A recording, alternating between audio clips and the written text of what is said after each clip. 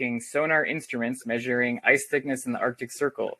I decided to pivot into a career in web development, and Lighthouse Lab offered the full-time immersive program that seemed the most attractive to me, and I've definitely learned a lot from this experience. I'm going to pass it over to Ben. Hey everyone, my name is Ben Vincent. I was previously a student at the University of Victoria studying computer science. I came to Lighthouse Labs to learn a more practical skill set and strengthen my ability to pick up new technologies. I'm going to pass it off to Cassidy. And hi everyone, my name is Cassidy Quaid. A little bit about me.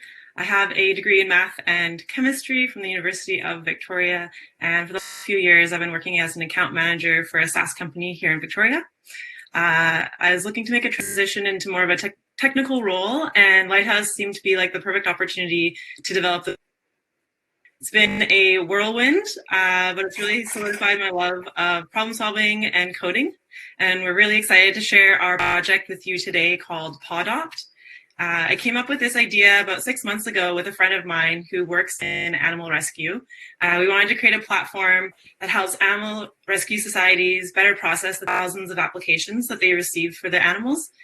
We also wanted to make it easier for those looking to adopt a rescued animal to see what animals are available in their area and streamline that application process instead of having to fill out a bunch of different applications for each society. Podopt allows you to fill out one universal application and send it off to each individual group based on the animal that you're applying for.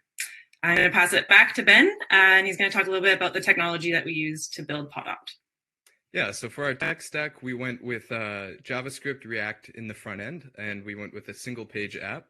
And for the back end, we decided to learn a bit of new technology that wasn't actually taught in the course. We went with Django and Python. Django is a back-end framework that allowed us to get off the ground relatively quick. And for our database, we picked Postgres, and we're using Elephant SQL as a cloud database server. So I'm going to pass it off to Max, and he's going to demo our application. Thanks, Ben. I'm just going to switch over to the application window. All right, so if you'll direct your attention to the browser window, you can see the homepage for Podopt. This is what a visitor will see when they visit our website for the first time. They're greeted by an array of animals that are available for adoption. They can click on an animal and get a little blurb about them.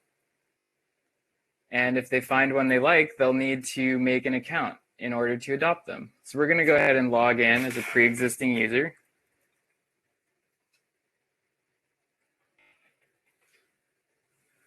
And once a user is logged in, they're sent to the exact same page because we assume they'd like to browse for animals that are available. They can now have access to the like functionality, and they can filter animals by this array of criteria. If you go to the user's profile, you can see this Edit Bio button, which presents a bunch of fields of data that will end up getting paired with an application for a specific animal. This helps the shelters decide whether a user is a good applicant or not. So if we come down here and look at our favorited animals, maybe we want to adopt Rusty. If we click Podopt Me, this window will pop up, and now is the user's opportunity to write a paragraph or two explaining why they would like to be, why they feel like they're a good parent for this animal. So we can just fill that in with some basic data here. We hit save and go back to our profile, and we can see that this application for Rusty has shown up there. So what does this look like from the shelter side? Let's go ahead and log out and log back in as a shelter.